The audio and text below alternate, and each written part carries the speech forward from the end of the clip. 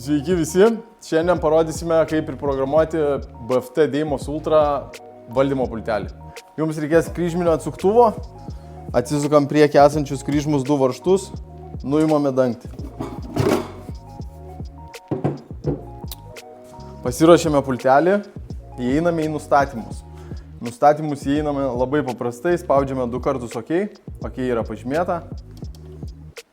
Tada spaudžiame vidurinį mygtuką 2 kartus, užsidega radio, spaudžiame OK, užsidega A1, spaudžiame OK, užsidega 2 burbuliukai, tai identifikuoja, kad reikia spausti pultelio abudu mygtukus, spaudžiame pultelio abudu mygtukus, užsidega burbuliukai, atleidžiame ir rodo, kad reikia paspausti norimą pultelio mygtuką. Spaudžiame, palaikome, užsidega vienetas, pultelis užfiksuotas.